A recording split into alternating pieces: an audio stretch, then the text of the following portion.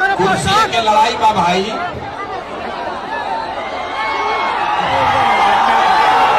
बैठी बैठी कुर्सी जरा मिलल बा बैठ जाई जा। नेताजी लोग एक बार कुर्सी पर बैठ जाता तो उठते नहीं थे। रउआ कुर्सी मिलल बा ओकरा के छोड़ के खड़ा हो जाता है।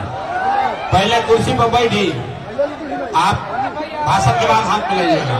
आप सभी का भोजपुर की इस पवित्र धरती पर इस मैदान में इतनी गर्मी में समय निकाल कर आने के लिए बहुत बहुत शुक्रिया। आपका यहाँ पर आने के लिए आपका अभिनंदन कर रहे हैं।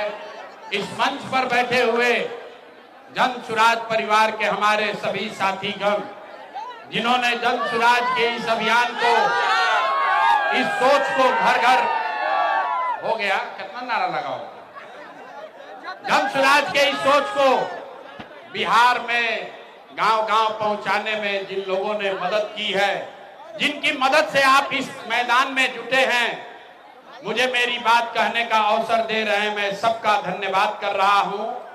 हमारे नाम है प्रशांत किशोर। भोजपुरी में बोले कि हिंदी में? भोजपुरी में बोलाओ कि हिंदी में?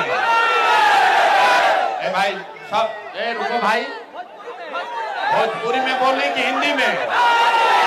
भोजपुरी में चली ना? तो हमारे नाम है प्रशांत किशोर। हम कोनो नेता ना है। रउआ सब इतना गर्मी में बस से गाड़ी से अपना गांव से चल के आइल बनी जा। सब आदमी सोच रहल बा कि कोनो नया नेता आइल बड़न प्रशांत किशोर, एगो नया दल बनल बा जन सुराज, आ एकर चुनाव चिन्ह स्कूल के बस्ता। हमनी के जाइल जाई तो नेताजी कहियन कि सब आदमी स्कूल के बस्ता पर वोट दिहल जाओ तो अब की हाली बिहार में सुधार होई। तो हम रउआ के बात कहे नहीं की आई, हम ये बात कहे नहीं की आई रे भाई। हम नेता ना हैं या वोटो ना मांगी। आप लोग इतने दूर से यहाँ आए हैं, आप सोच रहे हैं कि प्रशांत किशोर यहाँ वोट मांगियन, तो भाई हम वोट ना मांगी। वोट काहे ना मांगी रउआ समझ ली। ए भाई वोट मांगे वाला तो हर एक दो बरिस पर कोई ना कोई रउआ पास आवते बा। जे आईली है कहलस कि हमरा के वोट दे दो, हम आईब ना तो अब की हाली तहार सब कामे हो जाए। यह सुन सुन के पहले 40-45 बरिस तक हमने के कांग्रेस के राज बनैनी जा, फिर 15 बरिस गरीब के बेटा लालू जी के राजा बनावल गई। अभी 20 बरिस से नीतीश बाबू कुर्सी पर बैठल बाड़न। दिल्ली में हमने के मोदी जी के भी जिता के बैठा के देख लेनी जा। हमने के राउर लैकन के बक्सर में, भोजपुर में, डुमराव में राउर लैकन के जिंदगी ना सुधरल, तब आइल बाड़न कोनो प्रशांत किशोर। रउआ ए भाई काहे दोस्त शांति से रहो। अब आइल बाड़न कोनो प्रशांत किशोर। रउआ हमार बात सुनब, हमरा पर भरोसा करके हमरा के वोट दे, तो एकर का गारंटी बा कि जीतला के बाद हम रउआ संगे धोखा ना करो। ए भाई वोट से पहले तो सब बढ़िया बतियावेला, वोट के बाद रउआ के धोखा देला। यही से हम वोट मांगबे ना करी। लेकिन इतना आदमी जुटल बानी जा, तो सब आदमी मिल के अभी 15 मिनट में एगो रास्ता हमने के सिखल जाई, गरीबी से निकले के रास्ता। ये रास्ता अगर आपने सीख लिया तो फिर जकरा के मन हो के ओकरा के वोट दे दी। वोट जिसको मन है उसको दे दीजिए, लेकिन जो रास्ता अभी 15 मिनट में सिखाएंगे, वो रास्ता अगर वैसे वोट दिए तो और कुछ हो कि चाहे ना, आपके लिए, आपके बच्चों के लिए इसी बिहार में, डुमराव में, बक्सर में, भोजपुर में बढ़िया पढ़ाई या रोजगार की व्यवस्था निश्चित तौर पर हो जाए।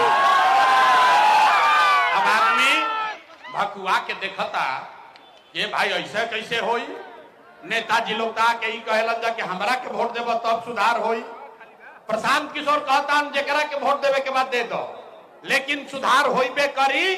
आ जेकरा जेकरा ई रास्ता सीखे के बाद हमरा बात पर भरोसा नहीं के करे के, अपना आंख के सामने जादू देखी कि जौन रास्ता अभी रवैया से सीखो, ये सीख कर जाइएगा तो आपके बच्चों का भला होगा ही होगा। नहीं हो तो नेताजी का नहीं, मुखिया विधायक सांसद मंत्री का नहीं, अपना भाई अपना बेटा प्रशांत किशोर का गला पकड़िएगा।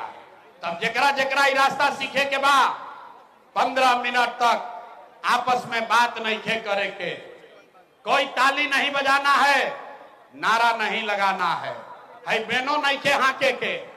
गर्मी लागता, लेकिन याद रखी इसी गर्मी में बिहार का एगो दुगो नहीं 50 लाख बच्चा, आपका पति बेटा भाई भतीजा इसी गर्मी में किसी फैक्ट्री में अपना हड्डी गला रहा है, अपना पेट काटता है कि 6000 8000 घरे भेजेंगे तो हमारा बाल बच्चा खाएगा। तो अगर अपने बच्चों को इस गरीबी से निकालना चाहते हैं तो 15 मिनट तक गर्मी बर्दाश्त करे के बाद अब भाषण हो गई खत्म। 3 गो सवाल अब खाली रउआ से पूछल जाई, अब पढ़ाई हो गई शुरू। भाषण खत्म, पढ़ाई शुरू। 15 मिनट में एजा से ज्ञानी बन के रउआ जाई, रउआ पता चल जाई कि कौना वजह से बिहार में गरीबी बा, एकरा से निकले के रास्ता उपाय का बा। तो जकरा जकरा ये रास्ता सीखे के बाद उसको जब सवाल पूछेंगे तो हाथ उठा के खाली हाँ या ना बोले के बाद, हाथ काहे उठावे के बाद, ए भाई हथवे में सब दम बा। गरीब होके अमीर होके कमजोर होके बरियार होकर हथवे में सब दम बा। इसी हाथ से जिसका बटन दबा दीजिएगा वहीं से राजा पैदा हो जाएंगे। अब बीच में बोले के नहीं के सब लड़का लोग जब बोल रहे भाषण मत कराओ जाना। सारे लोग जब सवाल पूछब तो हाँ या ना खाली कहे के बाद हाथ उठा के पूरे भोजपुर के इस मैदान में जुटे हुए सारे लोग एक बार जरा सोच के बताइए, आपके गांव पंचायत में, डुमरांव में, भोजपुर में और कुछ हो या न हो, आपके लिए आपके बच्चों के लिए बढ़िया पढ़ाई या रोजगार का व्यवस्था होना चाहिए कि नहीं होना चाहिए?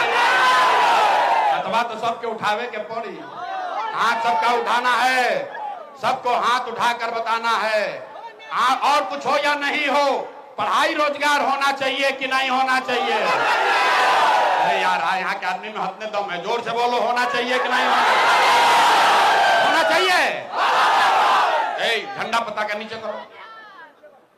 हम ना सिखाई, देखिए भोजपुर के जनता कितना समझदार बा। अरे भाई आप पढ़े लिखे हैं या अनपढ़, हिंदू है या मुसलमान, अगड़े हैं या पिछड़े, महिला है या पुरुष, अमीर है या गरीब, युवा है या बुजुर्ग, सब आदमी कहल हो कि ना भैया और कुछ होके चाहे ना, हमने के पढ़ाई रोजगार जरूर होके के चाहिए। इतना बात तो सबके बुझाता। आपको पहले से मालूम है किसी प्रशांत किशोर किसी नेता का जरूरत नहीं है। आपको मालूम है अगर आपके लिए आपके बच्चों के लिए बढ़िया पढ़ाई रोजगार हो जाए तो कोई मुखिया बनो, कोई विधायक बनो, लालू बनस, नीतीश बनस, अगर आपके बच्चे के लिए बढ़िया पढ़ाई रोजगार हो जाए तो आपका जीवन सुधर जाएगा। ये बात पहले ही से सबके मालूम बा। अब देखी रहुआ अपना दुर्दशा के कारण सारा आदमी एक बार तनी अपन अपन लड़कन के चेहरा याद कर ली जा। सारे लोग अपने अपने बच्चों का चेहरा याद कीजिए और अपने बच्चों के नाम पर एक बार ईमानदारी से बताइए, आप में से किसने जीवन में एक बार भी अपने बच्चों के पढ़ाई रोजगार के लिए वोट दिया है? देखी तनी अपना क्षेत्र के जनता के दुर्दशा देखी। अभी बुझाता कि बिजली के करंट मार देलो। अभी कितना जोर से बोलनी है, हे भैया पढ़ाई और रोजगार होके के चाहिए। अरे भाई माइक दे दी, आधा आधा घंटा आदमी भाषण दी, हम कोई कहता लालू बर्बाद कर दिलन, कोई कह रहा है मोदी ने लूट लिया, कोई नीतीश को गरिया रहा है, कोई मुखिया को। अरे भाई आपने तो अपने बच्चों के पढ़ाई रोजगार के लिए अपने बच्चों के लिए वोटे नहीं दिया तो दूसरे को दोष क्यों देते हो? अब कोई खड़ा होके कही बिहार में बकैती बहुत बा, तो कोई बकैत खड़ा होके कही ये भैया एकर का गारंटी बा कि अपना लड़कन खातिर वोट दिहल जाई तो हमने के पढ़ाई रोजगार मिली। कौना नेता के वोट दिहल जाओ, हमने के तो सब नेता के वोट दे के देख लेनी जा, बिल्कुल इसका गारंटी है। वोट जे करा के बुझाए ओकरा के दे दी ही, आपके बच्चे को पढ़ाई रोजगार मिलेगा ही मिलेगा। हमरा बात पर भरोसा नहीं खे करे के, अभी 2 मिनट में जादू देखी अपना आंख के सामने की राहुआ लड़का के पढ़ाई रोजगार कैसे मिली। सारे आदमी सोचकर दूसरे सवाल का जवाब दीजिए। आज तक आपने जिस नेता को भी वोट दिया, आज तक जौना नेता के हमने के वोट देनी जा, उन नेताओं ने आपका और आपके बच्चों का काम किया है कि नहीं किया है? नहीं किया तो हथवा उठा के बोले के बाद, हथवा उठे के चाहिए ना, आवाज नहीं आए, हाथ उठाकर बोलिए नेताओं ने आपका काम किया है कि नहीं किया है? किया है कि नहीं किया? भाई जोर से बोलो, काहे गर्दन फड़वा रहे हैं? जोर से बोलिए, किया है कि नहीं किया है? नहीं किया है ना? अब देखो भैया सब लोग बोल ले बा, अब पलटिएगा मत, वीडियो में रिकॉर्ड हो गई, पूरा जवार देख ले लो। सब लोग कहल है कि भैया जौना नेता के वोट देनी जा आज तक हमनी के कोई कामे ना कैलस, तब जादू देखी। हम गिनवावे शुरू करता नहीं, सही बोलो तो जोर से हाथ उठा के हाँ बोलो, बात गलत बोलो तो हम ना बोल दे, बात खत्म होई। अभी आंख के सामने दिखी कि रोजगार पढ़ाई कैसे मिली। पूरा बिहार में बक्सर डुमराव में बहुत सारे लोगों ने 5 किलो अनाज के लालच में मोदी जी को, भाजपा को वोट दिया है। तो बिहार में चाहे जितना चोरी भ्रष्टाचार बा, 1 किलो चोरी करके 4 किलो अनाज एजा के गरीब आदमी के मिलता कि नहीं के मिला? अथवा उठा के बोले के बाद 4 किलो अनाज यहाँ के लोगों को मिल रहा है कि नहीं मिल रहा है? आपने हमने वोट दिया हिंदू मुसलमान बन के। चुनाव से पहले सब हिंदू लोग कहलन, ए भाई हमनी के दशा कुछो होके, डुमराव भोजपुर गांव के दशा कुछो होके, पहले अयोध्या में राम जी के मंदिर बने के चाहिए।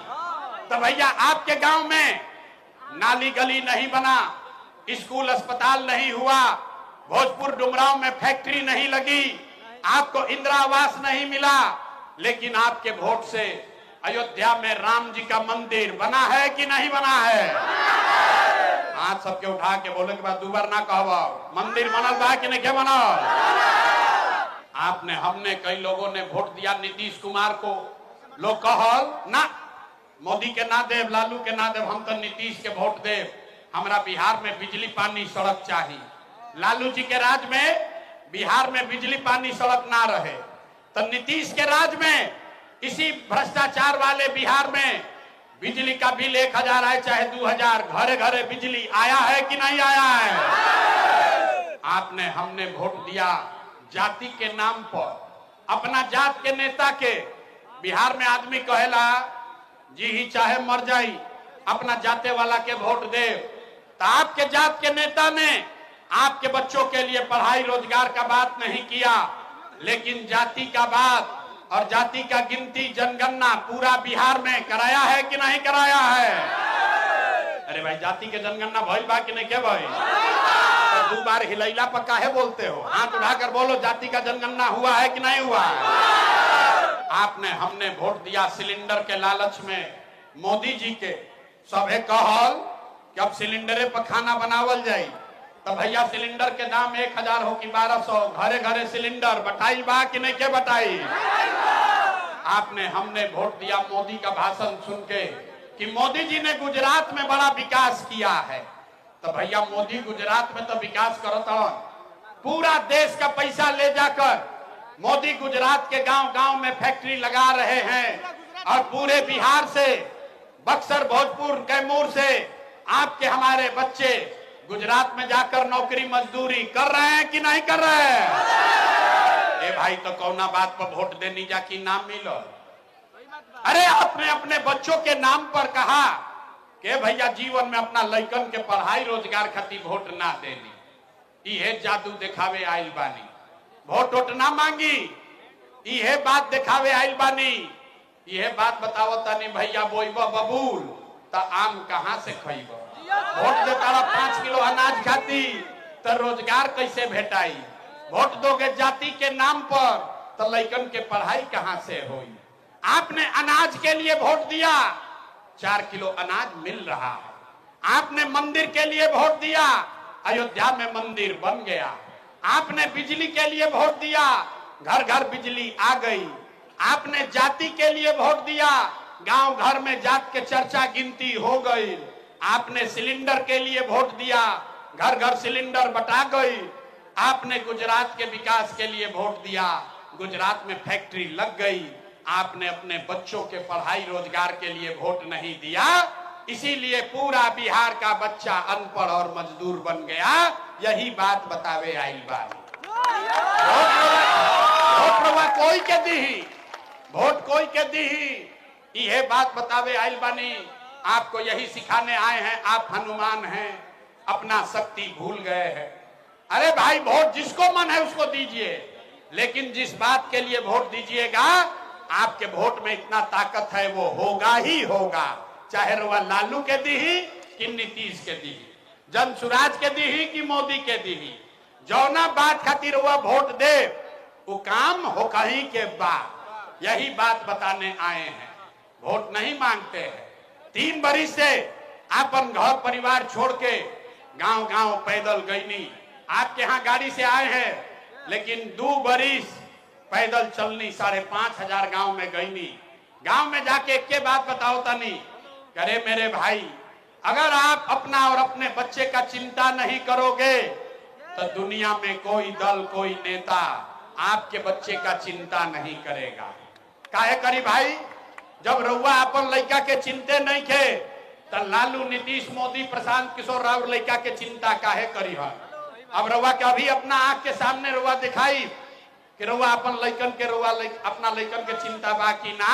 ओकरा बाद 3 गो सवाल के बाद पढ़ाई खत्म, और फिर रउआ के एगो गरीबी से निकले के मंत्र सिखाई। तो सारे लोग अंतिम सवाल का जवाब दीजिए, और कुछ हो या न हो, आपको अपने बच्चों की चिंता है कि नहीं है? तो उठाओ, अपना बच्चा के लिए हाथ नहीं उठा, हाथ उठाए रखिए। हाथ उठाकर बताइए, अपने बच्चों की चिंता है कि नहीं है? जेकर बच्चा नहीं खन उनको बच्चा आगे हो, हथवा उठा के बोले के बाद कि बच्चन के चिंता बा कि नहीं के? बा। पूरा का पूरा समाज झूठ बोलता। कोई नेता का दम नहीं है। हम आपके घर में आकर कह रहे हैं, सब का सब झूठ बोल रहे हैं। रउआ कहनी कि हमारा अपन लड़कन के बड़ा चिंता बा। अरे मेरे भाई, हम आज आपके यहाँ भोजपुर में आए हैं। रास्ता में अगर 100 गो बच्चा मिला, आपके गांव जवार का 100 बच्चा अगर मिला है, आधा से ज्यादा इस जवार के बच्चों के शरीर पर शुद्ध कपड़ा नहीं है।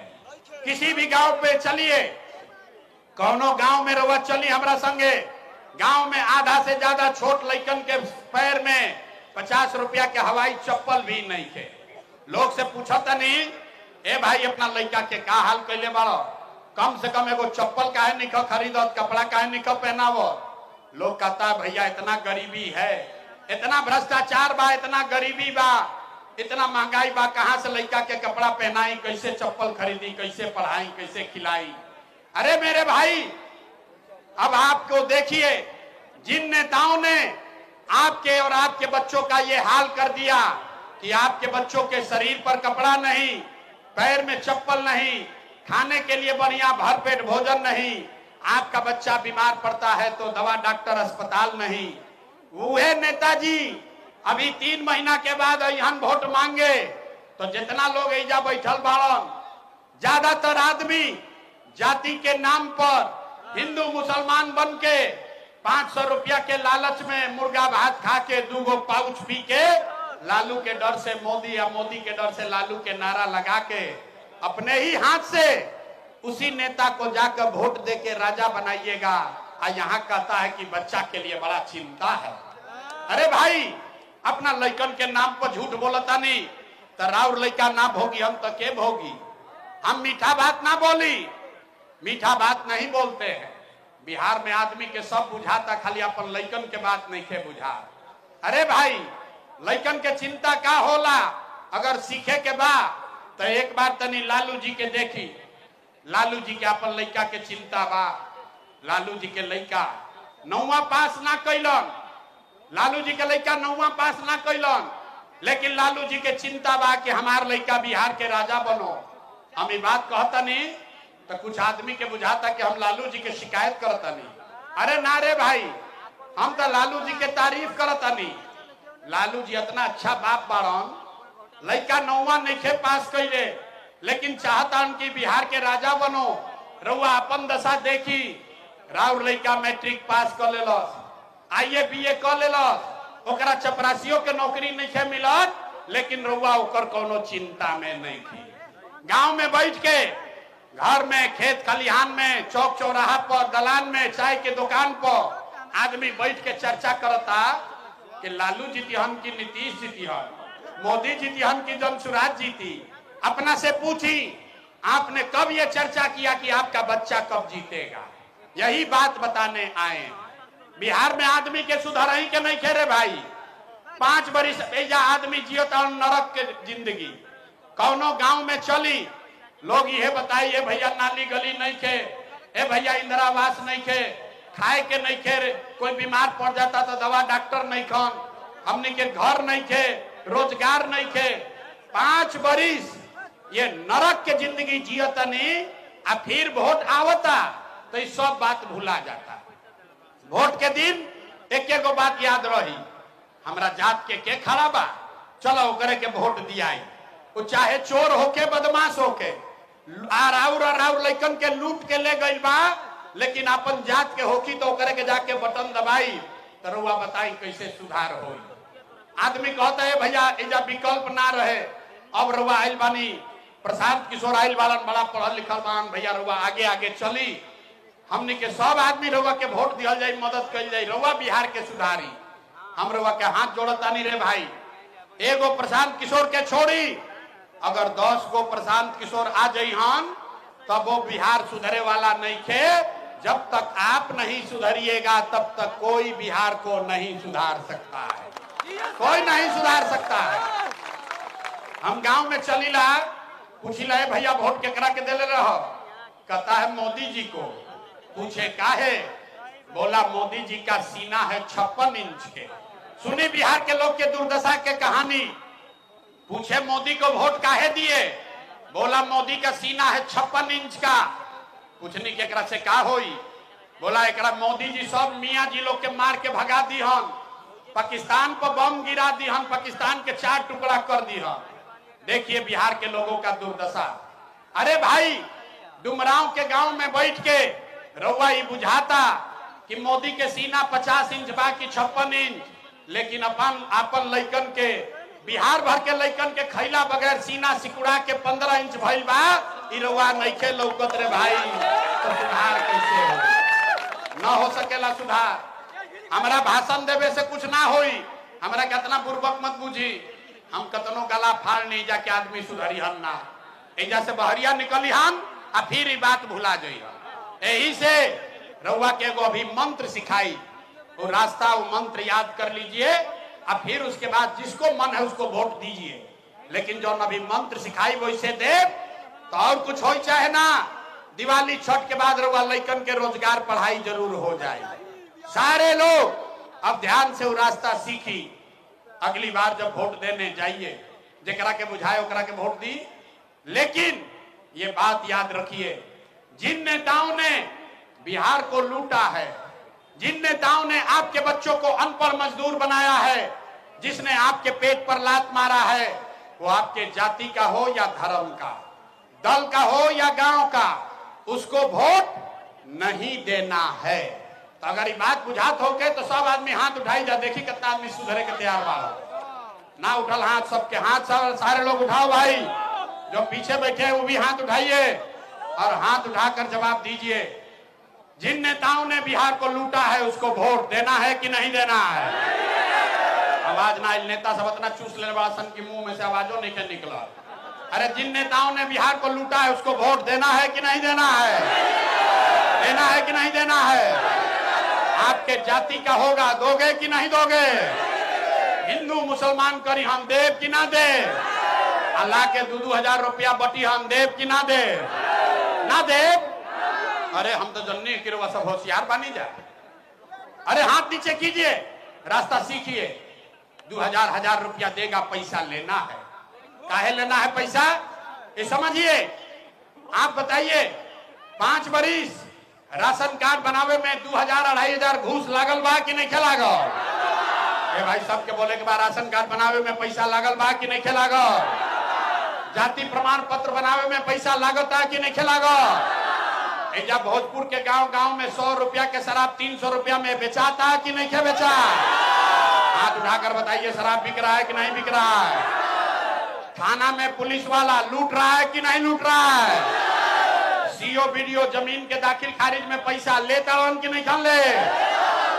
बिजली के बिल ज्यादा आवता है कि नहीं आवत? अरे भाई, तब 5 बरिस हमनिये से चंदा कह के लूट के पैसा जमा कैले बाड़ा सन, वही में से भोटवा के समय ला के 1000-2000 दिया सन, तो हमनिये के अपने पैसा ले लेवे के बाद। लेकिन पैसा लेला के बाद एक वो मंत्र याद करे के बाद, गरीबी से निकले वाला मंत्र सारे लोग याद कर लीजिए। जीवन में एक बार संकल्प लीजिए, इस बार जब वोट देवे जाइए, इस बार जब वोट देने जाइए तो जीवन में एक बार संकल्प लीजिए, इस बार वोट किसी नेता के लिए नहीं, किसी दल के लिए नहीं, अपने जात के लिए नहीं, हिंदू मुसलमान के लिए नहीं, 5 किलो अनाज के लिए नहीं, नाली गली के लिए नहीं, मंदिर मस्जिद के लिए नहीं, लालू नीतीश मोदी प्रशांत किशोर के लिए नहीं। जीवन में एक बार वोट सारा आदमी संकल्प लेगा, जीवन में एक बार वोट अपने अपने बच्चों के लिए देना है, अपने बच्चों के पढ़ाई और रोजगार के लिए देना। ताली नहीं क्या बजावे के? इतना बुर्बक मत बुझा कि ताली बजाइवा निकल जाइबा। हाथ जकरा जकरा बुझाई लोग के हाथ उठाई, सारे लोग हाथ उठाइए और हाथ उठाकर संकल्प लीजिए, अगली बार वोट अपने बच्चों के लिए देना है कि नहीं देना है? आवाज ना आए, अपना बच्चा के लिए वोट देना है कि नहीं देना है? अपने बच्चों के लिए वोट देना है कि जात के लिए वोट देना है? याद रही। अच्छा, अभी जा निकलवाई जा मैदानमा से आधा आदमी बतियाई हम, ये भाई बच्चा के लिए वोट देवे से का होई? हम बतावता नहीं का होई। अब देखिए जादू नंबर 2, आप अपने बच्चे के लिए वोट दीजिएगा तो क्या जादू होगा अभी देखिए। आपने मोदी के चेहरा देखकर, रउआ मोदी के चेहरा देख के वोट देनी तो चाय बेचे वाला मोदी देश के राजा हो गईलन। रउआ लालू जी के चेहरा देख के वोट देनी तो भैंस चरावे वाला लालू यादव 30 बरिस से बिहार के राजा बाड़न। रउआ नीतीश के चेहरा देख के वोट देनी तो वैद के लड़का नीतीश कुमार 20 बरिस से बिहार पर राज करतड़न। एक बार हमार बात मानी, एक बार अपना लइकन के चेहरा देख के वोट दी ही, रउआ वोट में इतना ताकत बा और लइका भी बेरोजगार ना रही। अब अगर बुझा गए लोग तो फिर से हाथ उठाई, जान छूटे वाला नहीं थे, हाथ उठाइए और सारे लोग मुट्ठी बांधिए, मुट्ठी बांध कर बोलिए, अगली बार वोट अपने बच्चों के लिए देना है कि नहीं देना है? अपने बच्चों के लिए वोट देना है कि नहीं देना है? देवे के बाद झूठ नहीं ना बोलो, झूठ नहीं बोलत ना। अब ताली बजावे के मौका आइल बा, हाथ नीचे करी, हाथ नीचे। अभी ताली मत बजा, अभी सुन तो लो भैया, सुन तो लो काहे खातिर ताली बजावे के बा। ताली बजावे का मौका बा। अगर आपने जो संकल्प लिया है, जात धर्म पैसा मुर्गा भात छोड़कर अगर आपने अपने बच्चों के लिए वोट दिया तो हमरा से लिख के ले ली।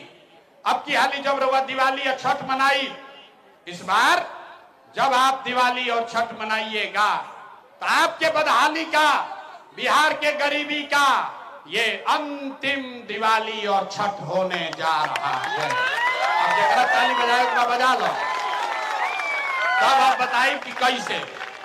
अब एक रुको भाई, अब सुन लो दिवाली के बाद क्या होई।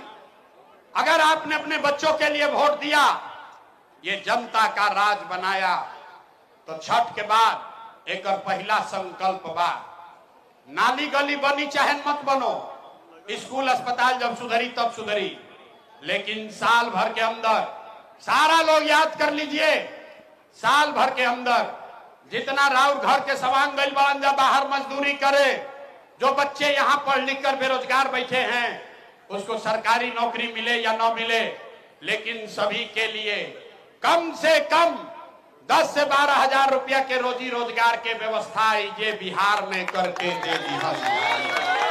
होके के चाहिए सब हाथ उठा के बताइए, होके के चाहिए कि ना?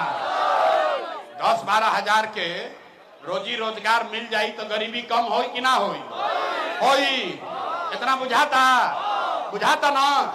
तो प्रशांत किशोर के बेटा के तिलक ना हो, अभी घरे जाई तो अपना पति के बेटा के फोन करके बतावे के बाद के बचवा आपकी हाली दिवाली या छठ में जब घरे आईब, ए बचवा आपकी हाली दिवाली या छठ में जब घरे आईब तो फिर जीवन में कभी 10-12 हजार रुपया के रोजी रोजगार खाती अपन घर परिवार बिहार छोड़ के बाहर ना जाए के पड़े। मंजूर है? सबके मंजूर बा?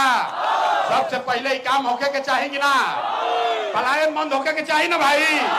सब लोग तैयार बा ना? दूसरा संकल्प, जेकर उम्र 60 वर्ष से ज्यादा बा, 20 वर्ष से नीतीश कुमार 60 वर्ष से ज्यादा उम्र के आदमी के 400 रुपया देता भीख।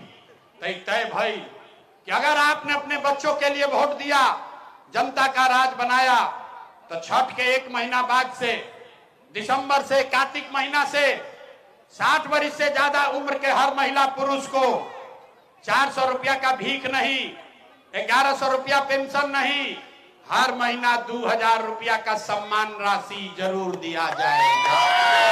होके के चाहिए? पास रुपया करता नहीं, पास करते हैं तो हाथ उठा के बोली होना चाहिए। तीसरा और अंतिम संकल्प, ध्यान से सुन लो, अभी परीक्षा होई, ऐसे ना जाए दे, परीक्षा कर ले। तीसरा संकल्प, तीसरा और अंतिम संकल्प, 10-12 हजार के रोजी रोजगार से जीवन ना सुधरी, 2000 रुपया मिले से जीवन ना सुधरी। जीवन तब सुधरी जब राउर नाती पोता राउर लड़का पढ़ लिख कर अफसर बनी।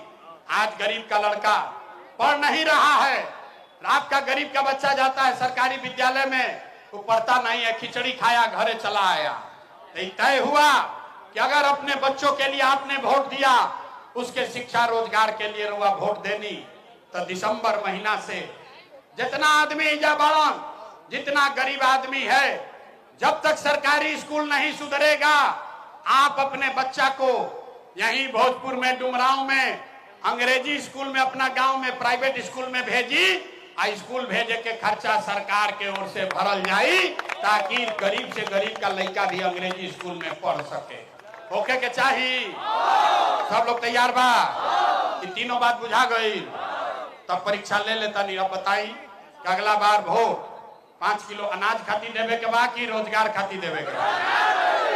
देखिए कितना आदमी हाथ नहीं खन उठाओ। अरे भाई 5 किलो अनाज चाहिए कि रोजगार चाहिए? लड़कन के पढ़ाई चाहिए कि जात चाहिए? जात चाहिए कि पढ़ाई चाहिए? लालू नीतीश मोदी का राज चाहिए कि जनता का राज चाहिए? जरा लालू चाहिए लालू बोलो, आज जरा मोदी नीतीश चाहिए मोदी नीतीश बोला। झूठ बोलिएगा पकड़ लेंगे। सब लोग सोचकर बोलिए, लालू नीतीश मोदी का राज की जनता का राज। बहुत आदमी नहीं कम बोलत, कहता ना हम सुधरब ना बिहार के सुधरे थे, ना मानिए ना। अभी 5 वर्ष और कुछ चाहिए। ए भाई सोच कर बोलो, लालू नीतीश मोदी का राज की जनता का राज। अगर जनता का राज चाहिए तो अगली बार वोट अपने अपने बच्चों के लिए देना है, अपने बच्चों के पढ़ाई और रोजगार के लिए देना है। सब लोग तैयार बा? तैयार बा ना? झूठ नहीं ना बोलो। अच्छा तो अभी पता चलता 3 महीना के बाद वोट होई, नीतीश कुमार के रखल जाई कि हटावल जाई? सबके बोलने के बाद नीतीश को रखना है कि हटाना है? आवाज नहीं आया। नीतीश के रखे के बाद कि हटावे के बाद? नीतीश कुमार के रखे के बाद कि हटावे के बाद? नीतीश को रखना है कि हटाना है? आवाज नहीं आ रहा है। रखना है कि हटाना है? रखना है कि हटाना है? अब मोदी आई हन कहियन कि सब लोग नीतीश के एनडीए के वोट दे दिया जाई, काहे ना दियाई? अच्छा हमारा सभा में अइला तो कहता ना दे, काले मोदी आई तो मोदी मोदी करके जाओगे। अभी रुको, अभी सब आदमी मिलके 1 मिनट में तय कल जाए कि मोदी काला पर वोट देवे के बाकी नहीं के देवे के। अभी एगो सवाल के जवाब दी आ देखी सबके आंख खुल जाई कि मोदी के वोट देवे के बाकी नहीं के देवे के। सारा आदमी सोच के बताइए, वोट बिहार के सबके बोले के बाद वोट बिहार के तो फैक्ट्री कहां लागे के चाहिए? रोको भाई, सवाल नहीं सुना, पहले चिल्ला दिए। वोट बिहार के तो फैक्ट्री कहां लागे के चाहिए? बिहार में कि गुजरात में? सब लोग देखा बोला भाई जकरा जकरा फैक्ट्री चाहिए। फिर से पूछा था नहीं, वोट बिहार के तो फैक्ट्री कहां लागे के चाहिए? बिहार में कि गुजरात में? बिहार में कि गुजरात में? बिहार में कि गुजरात में? बिहार में कि गुजरात में? अभी सबके अकील अभी खुली। जितना आदमी मोदी के वोट दे ले बाजा, ए रुको, जितना आदमी मोदी को वोट दिए हैं अपना अपना बच्चा के नाम पर बोलिए, 15 बरस में मोदी ने फैक्ट्री कहां लगाया? बिहार में कि गुजरात में? बिहार में कि गुजरात में? जे मोदी के वोट देले बा मुंह में दही जमैले बा, बोलत नहीं खंजा, डर के मारे बोलत नहीं खंजा। अरे भाई, मोदी के भक्त हो, दम है तो बोलिए, 15 बरस में मोदी ने फैक्ट्री कहां लगाया? बिहार में कि गुजरात में? जोर से बोलो, बिहार में कि गुजरात में? बिहार में कि गुजरात में? तो ये मंजूर बा? वोट लेबा बिहार में, फैक्ट्री लगेबा गुजरात में, मंजूर है? मंजूर है? मंजूर है? तो मोदी काला पर वोट दिया ही न दियाएगा? नहीं दियाएगा तो हाथ उठाइए, हाथ उठाकर बोलिए मोदी का ने वोट दोगे? नहीं दीजिएगा ना? नहीं दीजिएगा ना? और अगर मोदी कहने पर वोट दिए तो गुजरात में जाके लड़का मजदूर बनी हसन, होकर गुनाह होकर पाप आप ही के सर लगेगा। तो मोदी के कहने पर वोट ना दिया ही तो नीतीश कुमार तो गई लो रैयन की जय हो। अरे रैयन की जय हो, जोर से बोलो भाई, रैयन की जय हो। भोजपुर के आदमी में हंसने आवाज है, रैयन की जय हो, रैयन की जय हो, रैयन की जय हो। Gallon gallon gallon, Nitish Kumar गए गए, बच गई लालू के ललटे। ए भाई अभी तय कर लो, तय कर लो, अभी लालू के ललटेन चाहिए। ए भाई लालू के ललटेन चाहिए, ललटेन का जंगल राज चाहिए, अपहरण रंगदारी चाहिए। अब दे दे लालू के वोट दे ले बा, मुंह छुपैले बा, कहीं पकड़ा मत जाई, कहीं पकड़ा मत जाई रे भाई। जैसे मोदी वाला लुकाइल रहन जा, अब लालू वाला लुकाइल बढ़न जा। ए भाई सब लोग बोलो, लालू का ललटेन चाहिए, ललटेन का जंगल राज चाहिए, अपहरण रंगदारी चाहिए। लालू रैयन की जय हो, जय हो। लालू नीतीश मोदी तीनों चल गइलन, के बचल? के बचल? आधा घंटा से समझावत तनी ना समझबो हैं? लालू से ठगैल, नीतीश से ठगैल, मोदी से ठगैल, प्रशांत किशोर से ठगैब। अरे भाई, जयप्रकाश नारायण ने सिखाया आज से 50 वर्ष पहले, जब बड़ी अत्याचार भइल, बहुत भ्रष्टाचार हुआ, तो जयप्रकाश नारायण ने कहा सिंहासन खाली करो कि अब जनता आती है। बिहार में लालू नीतीश मोदी का राज नहीं, जनता का राज होना चाहिए। होके के चाहिए? पूरा हाथ उठाकर बोली होना चाहिए। सब लोग तैयार है? बिहार में जनता के राज होके के चाहिए? तो बोलिए पूरी ताकत से, जय बिहार, जय बिहार। सब सुनला के बाद आदमी कहता, ए भाई इतना बढ़िया बढ़िया बतियावत, अपना खातिर क्या चाहता? कुछ आदमी के बुझाते नहीं कि कुछ आदमी कहता है कि हम आइल बने जब मुख्यमंत्री बने, तरवा हमरा के नहीं जाना। हम इतना छोटा सपना लेके पैदा नहीं की भाई, एगो दुगो ना 12 जना के मुख्यमंत्री बनावे में कंधा लगैले बानी। ये मुख्यमंत्री बनने के लिए कंधा इतना पसीना नहीं बहा रहे हैं कि पसीना ऐसे बहावता नहीं, ये सपना लेकर आए हैं कि अपने जीवन काल में एक ऐसा भी दिन देखे जब हरियाणा, पंजाब से, गुजरात, महाराष्ट्र से लोग बक्सर, डुमरांव, बिहार में नौकरी मजदूरी करने आए, तब मानेंगे कि बिहार में विकास हो गया। सबके सब लोग तैयार बा ये बात पर? तो पूरा ताकत से बोलिए जय बिहार।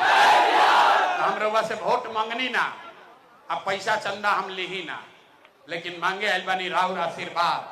अगर आपको लगता है कि जो बात हम बता रहे हैं ये ठीक बात है, जो रास्ता दिखा रहे हैं ठीक रास्ता है, तो और कुछ नहीं, जाने से पहले एक बार हाथ उठाकर दुआ और आशीर्वाद दीजिए और बताइए कि ये प्रयास बिहार में ही प्रयास होके के चाहिए कि ना होके के चाहिए, होके के चाहिए कि ना। बिहार में बदलाव होना चाहिए कि नहीं होना चाहिए। ये भ्रष्ट नेताओं को हटाना चाहिए कि नहीं हटाना चाहिए। अभी हटावे के चाहिए कि 5 वर्ष के बाद, अभी की 5 वर्ष के बाद, 25 में कि 30 में। भाई सोच के बोलो, 25 में कि 30 में, 25 में कि 30 में तय हो गई। अब डुमराव में दोबारा ना आईब, आपके जिम्मे है ना। अब जना के हटावे के बाद ना, तो जैसे दिवाली में हमने के घर साफ करी ला जाओ, इसे अब क्या झाड़ू मार के जना के बाहर करना है ना। तो पूरी ताकत से बोलिए जय बिहार। आवाज नहीं आया, सब दूध दही बेचाता बहरी है। आज बाहरी एजा खड़ा होकर नहीं खा, बोलो झारखंड में रहते हैं। पूरी ताकत से बोलिए जय बिहार, जय बिहार।